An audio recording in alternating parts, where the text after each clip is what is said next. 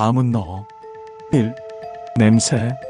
밤 11시 58평형 아파트 복도를 타고 묘하게 타는 냄새가 흘러들어왔다. 조용히 살던 남자는 또다시 숨을 멈추었다. 또야 또. 창문 틈, 배기구, 현관 하단, 심지어 콘센트 틈에서조차 스며드는 그 냄새. 그는 3개월 전부터 이 냄새와 싸우고 있었다. 어느 집인지 알 수 없었다. 위층에서 나는 것 같다가 어느 날은 아래층에서 나는 것 같았고 또 다른 날에는 복도에서 피워대는 것 같았다. 그에게 이 냄새는 단순한 악취가 아니라 공포였고 침입이었다. 그의 아내는 일찍 세상을 떠났고 혼자 사는 집은 유일하게 조용해야 하는 공간이었다. 그런데 어느 날부터인지 매일 밤 특정 시간만 되면 담배 연기가 마치 누군가 일부러 그의 집을 향해 쏘아보내는 듯이 밀려들었다. 그는 처음엔 참았다.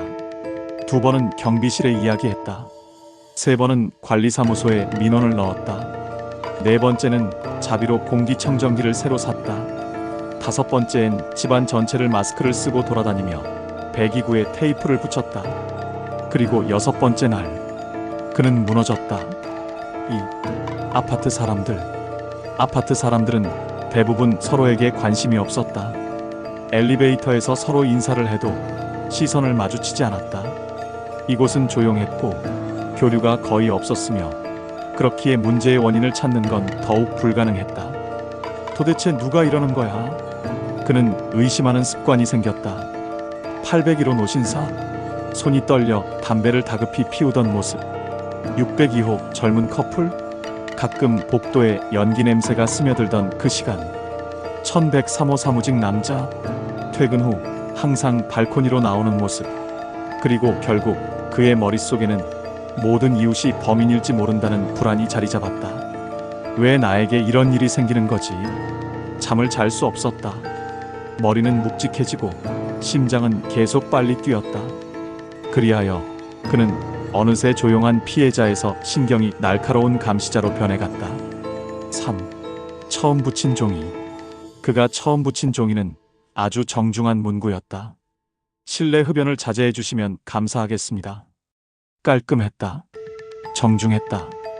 그럼에도 효과는 없었다. 이튿날 같은 시간 연기가 다시 들어왔다. 그는 유리컵을 책상에 쾅 내려놓았다. 종이가 무용지물이라는 걸 깨달았다. 그리고 그날 밤 그는 관리사무소 창구를 두드렸다. 담배 냄새가 계속 들어옵니다. 해결 좀 해주세요. 사무소 직원이 말했다. 어느 집인지 특정이 안 돼요. 법적으로 강제할 방법도 없고. 죄송합니다. 그 말을 들은 순간 그는 이상한 허무함을 느꼈다. 아무도 나를 돕지 않네. 그는 실망했지만 절망보다 더 큰 감정이 마음속에서 일어나기 시작했다. 분노였다. 4. 살인사건 기사. 며칠 뒤 그는 인터넷에서 우연히 충격적인 기사를 보았다. 아파트 담배 11호 살인사건 발생. 한 남자가 윗집 사람과 담배, 연기 문제로 갈등을 겪다가 결국 그를 흉기로 찔러 숨지게 했다는 내용이었다. 그 기사를 읽는 순간 재혁은 소름이 돋았다. 이렇게까지 갈 수도 있는 건가? 그는 자신이 가해자도 피해자도 될 수 있다는 걸 직감했다. 마치 끝없이 이어지는 고통 속에서 무언가가 폭발할 것만 같은 느낌. 밤이 깊어갈수록 냄새는 더욱 강하게 느껴졌다. 그는 더 이상 평범한 판단을 유지할 수 없는 상태에 가까워지고 있었다. 결정적 순간. 그날도 밤 11시 평소보다 더 짙은 냄새가 스며들었다. 재혁은 책상에서 벌떡 일어났다. 문이 닫힌 창문을 손으로 쾅쾅 치며 소리쳤다. 그만 좀 하라고. 제발 좀. 그러나 당연히 아무도 대답하지 않았다. 아파트는 무심했다. 관리사무소는 무기력했다. 경찰도 그를 도와줄 수 없었다. 그리고 그는 무너지는 마음을 잡기 위해 무언가를 해야 한다는 강박에 사로잡혔다. 알려줘야 한다. 이건 경고야. 사람들은 내 고통을 몰라. 그는 책상 위에 있던 프린터를 켜고 아까 읽었던 살인사건 기사 첫 페이지를 출력했다. 그리고 그 위 펜으로 천천히 적었다. 다음은 너. 깔끔한 글씨였다. 단호했고 무거웠다. 그는 종이를 들고 조용히 집을 나섰다. 6. 엘리베이터. 아파트 내부는 조용했다. 복도엔 가로등 불빛이 흐릿하게 비쳤고 엘리베이터 앞에는 아무도 없었다. 그는 종이를 붙였다. 투명 테이프를 딱딱 붙이며 마치 무언가를 봉인하듯. 그리고 한참 동안 그 문구를 바라보았다. 이제 알겠지?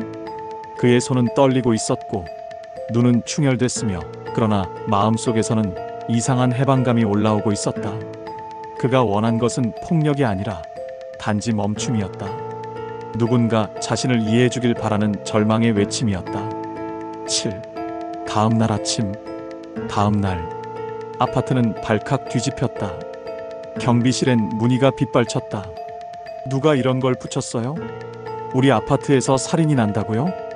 누가 협박하는 거 아니에요? 엘리베이터 앞은 떠들썩했고 관리소 직원들은 CCTV를 돌려보며 불안에 떨었다. 그리고 몇 시간 후 경찰이 도착했다. 8. 검거. 잠시 후 그의 현관 초인종이 울렸다. 띵동. 경찰의 목소리였다. 청주 상당경찰서입니다. 잠시 문 좀 열어주시겠습니까? 문을 열자 경찰 둘이 서 있었다. 어제 승강기에 게시물을 붙이신 게 맞습니까? 재혁은 놀라지 않았다. 이미 예상한 일이었다. 네, 제가 했습니다. 경찰은 그를 연행했다. 9. 조사실. 경찰 조사실에서 그는 침묵했다.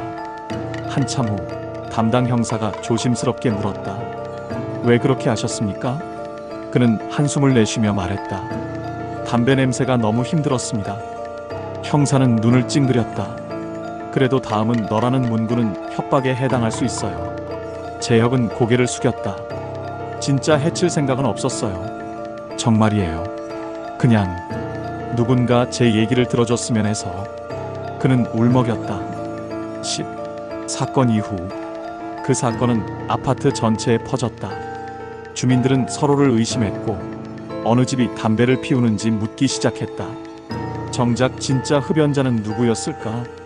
누군가는 702호라고 했고 누군가는 504호가 의심된다고 했으며 누군가는 1202호가 가끔 냄새가 났다고 말했다. 하지만 단 한 번도 범인은 밝혀지지 않았다. 그리고 재혁은 집으로 돌아왔다. 10일 마지막 장면. 그날 밤도 11시가 되었다. 하지만 이번에는 냄새가 나지 않았다. 그는 조용히 창문을 열었다. 공기가 맑았다. 고요했다. 그리고 그는 처음으로 아주 오랜만에 가만히 앉아 따뜻한 녹차를 끓였다. 물끄러미 차에서 피어오르는 연기를 바라보며 그는 생각했다. 내가 원하는 건 누가 이겼는지도 누가 잘못했는지도 아니었어. 그저 평범한 하루였는데. 그는 한 모금 마시고 천천히 창밖을 바라보았다. 달이 떠 있었다. 그는 그 순간 비로소 깨달았다. 사람을 무너뜨리는 것은 거대한 폭력이 아니다. 조금씩 침투하는 작은 고통이 계속될 때, 아무도 알아주지 않을 때 사람은 결국 가장 어두운 선택을 향해 흔들리게 된다. 그가 붙였던 문구는 협박이 아니었다. 외로움의 비명 혹은 도움을 요청하는 마지막 신호였다. 그리고 그 신호는 해석이 잘못되어 사건이 되었지만 어쩌면 그 덕에 누군가는 그를 보게 되었다. 그날 이후로 담배 냄새는 다시 들어오지 않았다. 재혁은 창문을 닫고 조용히 불을 끄며 속삭였다. 다음은 누구도 아니야. 이제 그만. 그리고 밤은 다시 조용히 내려앉았다.